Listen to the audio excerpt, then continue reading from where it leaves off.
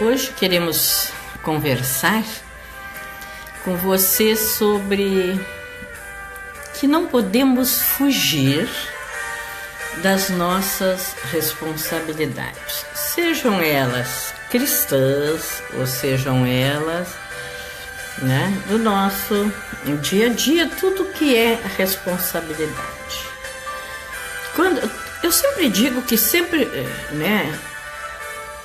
que a gente foi chamado com propósito, vamos dizer assim, Deus nos fez com um propósito. E nós temos que cumprir todos os nossos propósitos, sejam eles no nosso trabalho, na nossa vida. E as coisas vão mudando, Quando a gente é criança, a gente tem um tipo de responsabilidade, para cumprir com aquele tipo de responsabilidade. Vai ficando adulto e as coisas vão mudando, mas a gente sempre tem que estar atento às coisas que nos chamam a responsabilidade, principalmente com as coisas de Deus. Quando a gente tem um chamado, a gente não pode fugir, a gente não consegue fugir dele. Deus nos deu livre-arbítrio, com toda certeza. Podemos escolher o que queremos, o que não queremos. Podemos fazer ou não é? Porque nós temos esse direito de escolha. Só que eu quero dizer para vocês assim, que isso é de uma maneira geral. Porque quando Deus tem um propósito específico na nossa vida, onde este propósito vem atingir outras pessoas, onde Deus quer nos usar com maior grandeza, autoridade, com maior eloquência, a gente pode tentar fugir, mas a gente não consegue. Mais aqui, mais ali, nós vamos acabar fazendo aquilo que Deus nos propôs.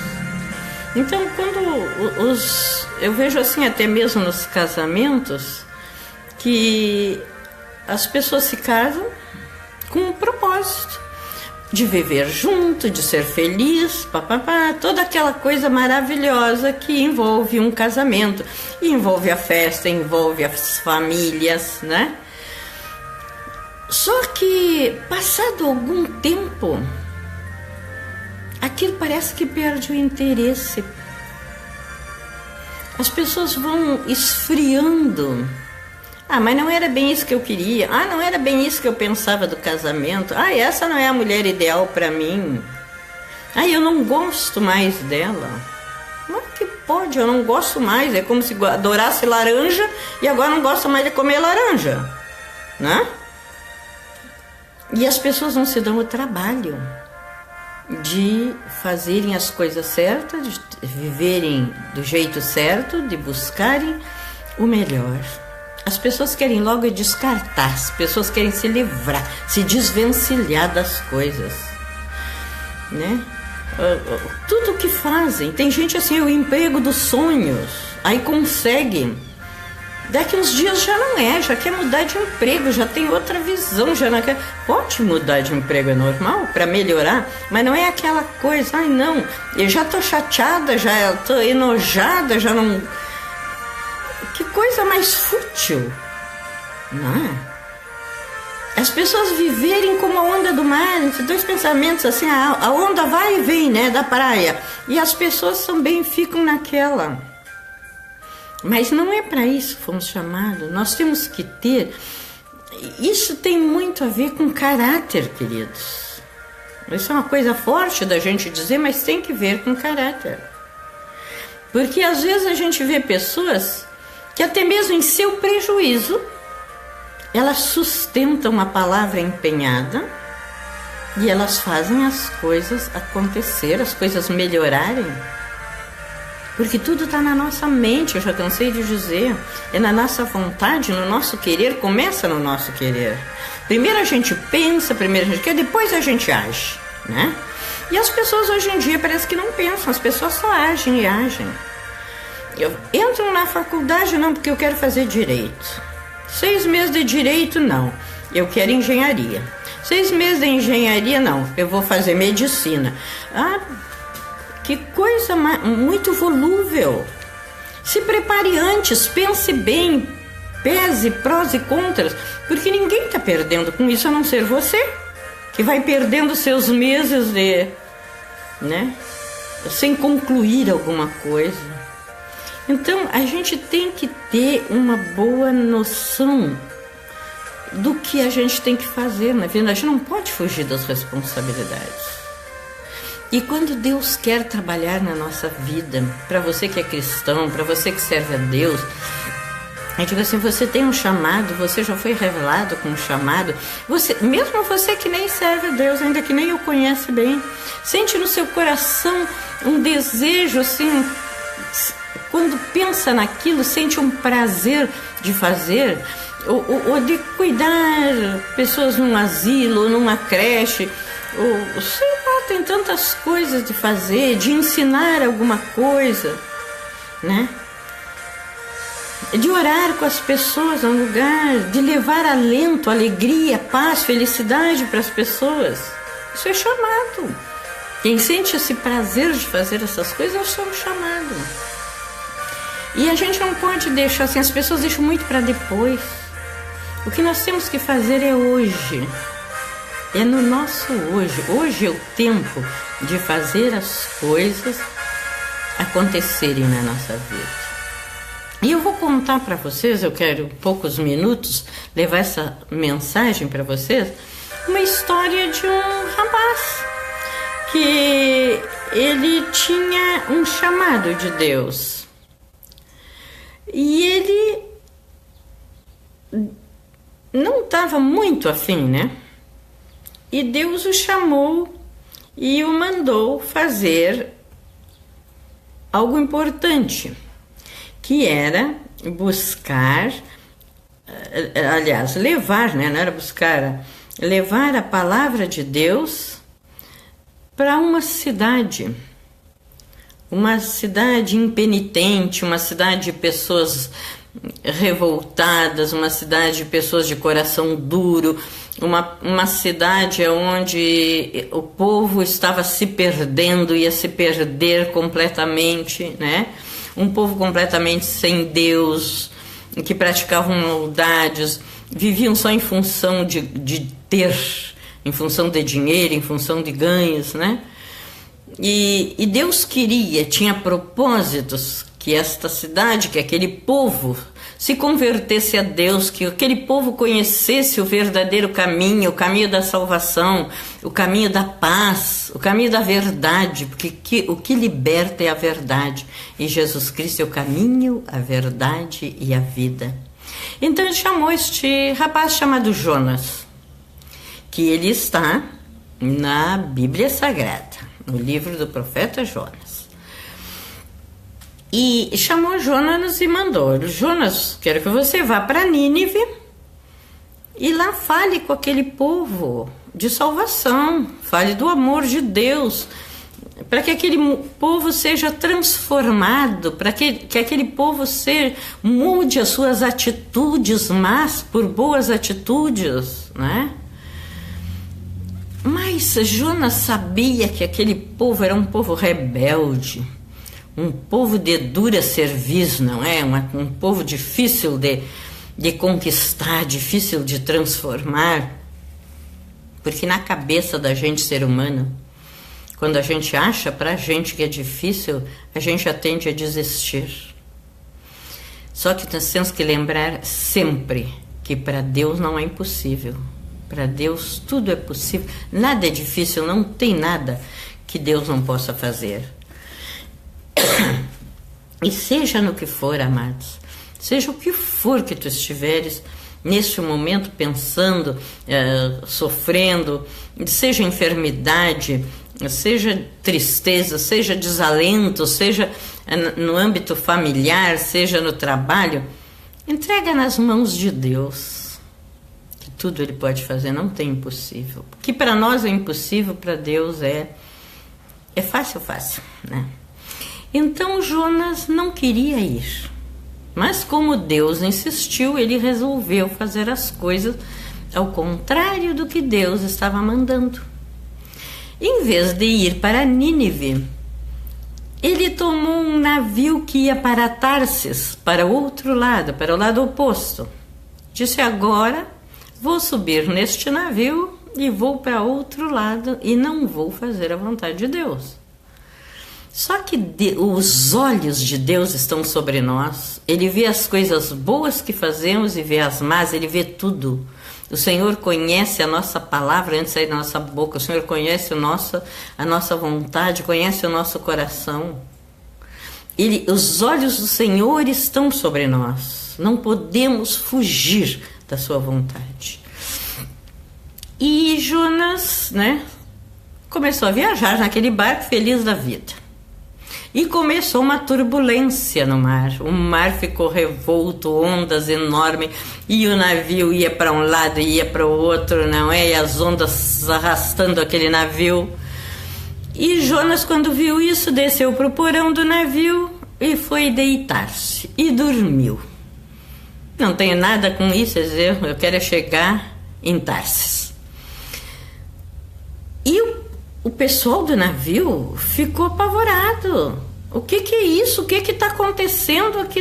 Que coisa horrorosa é essa? Começou a jogar fora as mercadorias, coisas que pesavam, para ver se deixavam o navio mais leve para resistir àquela tempestade horrorosa. E aquilo não melhorava e começaram: mas o que há? Quem é que tem entre nós? O que está acontecendo, né? Desceram no navio, alguém desceu no navio e enxergou Jonas ali dormindo tranquilamente. E cutucou ele, disse: o que tu está fazendo aqui? Por que tu não está ajudando? Por que tu não... A que Deus te serve? Por que não está clamando ao teu Deus para que isso melhore? Quem tu és? De onde que tu vem? E ele disse: mas tu és cristão, né? Assim, És tu que estás com um problema, porque Deus revela, Deus mostra, né? E ele levou ele lá para cima, levaram para lá e disse assim: é ele, vamos lançar sorte sobre nós. E a quem cair a sorte, esse será lançado ao mar, porque é ele que está trazendo essa maldição para a nossa embarcação, fazer afundar. E lançaram a sorte, naturalmente caiu sobre Jonas. Pegaram Jonas e o lançaram ao mar. Agora te vira, né? E Jonas, tão cheio de si, tão pretensioso, achando que ia fugir da vontade de Deus, né? Quando se viu no mar afundando, aqueles turbilhões de água sobre ele, ele nos fala aqui no verso, como sempre eu gosto de ler, que está, né? Quando ele viu assim, aqui, tu me lançasses no profundo, no coração dos mares, ele diz para Deus, né? Porque aí, quando ele se viu ali oprimido, ele viu que não tinha mais jeito, que era o fim de tudo, ele orou a Deus. Aí ele voltou o coração dele para Deus. E orando a Deus, ele disse: porque tu me lançasses no profundo, no coração dos mares, a corrente das águas me cercou. Todas as tuas ondas e as tuas vagas têm passado por cima de mim. Você viu apavorado, lançado no mar, né? Sem possibilidade de se salvar. O que um ser humano sozinho pode fazer num temporal no meio do mar? Não é? Não tem como, não é? E aí ele vai dizendo, é muito bonito este livro, até gostaria que vocês lessem. E aí ele diz lá no versículo 7 desse capítulo 1, diz assim: quando desfalecia em mim a minha alma, lembrei-me do Senhor. Ah, gente, quantas pessoas esperam isso, esperam desfalecer a sua alma, esperam estar passando por momentos difíceis, por momento de grandes crises na sua vida, no seu casamento, com seus filhos, ou com a saúde, ou com o emprego. Quando se vê assim o coração desfalecendo, quando já não se acha mais com possibilidades de fazer alguma coisa, quando está assim, entregue, rodeado como Jonas estava aqui, cercado pelas águas. Aí volta-se para Deus, né? Aleluia. Lembrei-me do Senhor e entrou a ti a minha oração no teu santo templo. Aqui temos uma coisa importantíssima. Deus não esquece, Deus não tapa os ouvidos, embora sejamos errados, mas no momento em que nos voltamos para Ele, quando nos arrependemos do que temos feito, os ouvidos do Senhor estão atentos à nossa oração. Sabe o que impede? O que faz barreira entre nós e Deus, a nossa oração? São os nossos pecados, é o nosso orgulho, a nossa vaidade, a nossa prepotência. Quando nos humilhamos diante de Deus, quando reconhecemos o nosso erro, quando pedimos perdão, os ouvidos do Senhor estão atentos à nossa oração. E o seu braço, isso diz Isaías, não está encolhido para que não nos possa alcançar e abençoar, né? E aí ele diz no 8, os que observavam as falsas vaidades deixam a sua misericórdia, mas eu te oferecerei sacrifício com a voz do agradecimento. O que votei pagarei, do Senhor vem a salvação. Falou, pois, o Senhor ao peixe e este o vomitou em terra seca. Por quê? Porque quando ele estava no meio das águas do oceano, o Senhor mandou um grande peixe engoli-lo. E ele diz aqui, assim, eu não vou ler tudo que fica longo, mas leia o livro de Jonas, que as algas na barriga do peixe, assim, se misturavam, se enredavam nele, ele estava ali junto com aquilo que o peixe tinha comido. Agora você imagina uma criatura na barriga de um peixe, o odor que tem ali, o estado horroroso que é, respirar o quê? Era o fim do fim. E aí ele se viu ali, rodeado por aquelas águas, por aquelas algas, por aqueles vagalhões, se viu ali numa escuridão sem fim, se viu ali perdido, sem ter o que fazer, sem ter onde lançar mão para se segurar. Ele estava verdadeiramente num terror, no lugar mais horrível que ele podia estar no momento. E aí ele se deu conta, Senhor, fiz um voto contigo e falhei. Quando tu me chamou, eu disse que ia, mas não fui, tentei te enganar, é isso que ele quer dizer. Tentei te enganar, fugi da tua presença. Mas não tem lugar onde a gente vá que a presença de Deus não esteja. O salmista diz, se eu fizer minha casa, minha tenda nos céus, ali tu estás. Se eu fizer no mais profundo da terra, ali tu estás. Se eu me sento, tu me vês. Se eu me deito, tu me vês. Se eu durmo, tu me vês. Se eu me acordo. Se eu ando, tu me vês. Aonde eu estiver e o que eu estiver fazendo estão debaixo dos olhos de Deus. Não há como esconder-se de Deus. E eu dou graças a Deus por isso, né? E aí, quando ele se arrependeu, quando se voltou para Deus, Deus deu ordem ao peixe que o vomitasse na areia da praia. E quando ele saiu da barriga do peixe, se pôs de pé naquela praia, aonde ele estava? Em Nínive, na praia de Nínive. Deus o colocou aonde Deus queria que ele estivesse. E aí ele não teve dúvidas. Pregou para aquele povo, falou do amor de Deus, falou da salvação, falou que, né, de quanto Deus é bom, de quanto é necessário que nós venhamos a confiar, a obedecer a Deus. Sempre Ele tem o melhor para nós. Sempre, sempre, sempre tem o melhor. E por ruim que tu ache, é sempre muito melhor que o teu melhor. Porque Deus é fiel, Deus é muito fiel. Então você vê o que se passou com Jonas. E aí este homem cumpriu o propósito de Deus, centenas e milhares de pessoas se converteram a Deus, ficaram conhecendo a palavra, a verdade de Deus, descobriram que o modo que viviam não estava bom, não estava certo, foram transformadas, né? Mas precisava tudo isso? Basta obedecer.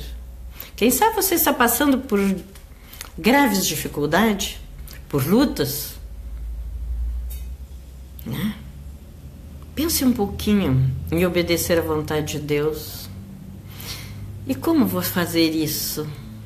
Dobre seu joelhinho, ore e pergunte para Deus o que Ele quer de você, o que Ele quer que você faça, qual é o propósito dele na sua vida. Deus lhe mostra o caminho. Deus lhe mostra o caminho. Deus é bom.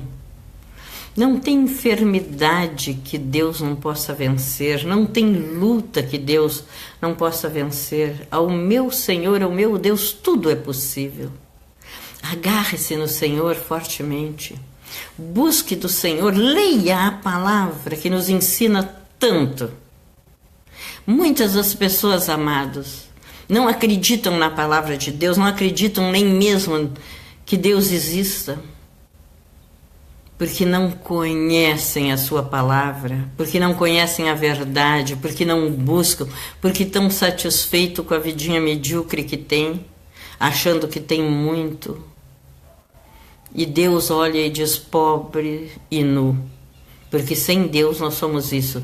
Podemos ter todas as riquezas, todos os brilhos, todas as glórias, mas sem a presença de Deus na nossa vida, somos pobres e nus.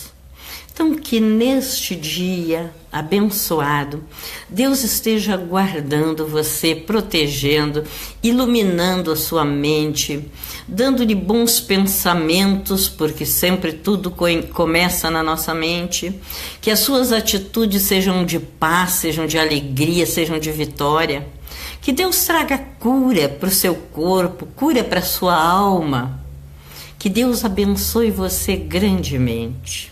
E até um outro dia nos encontraremos de novo. Tchau!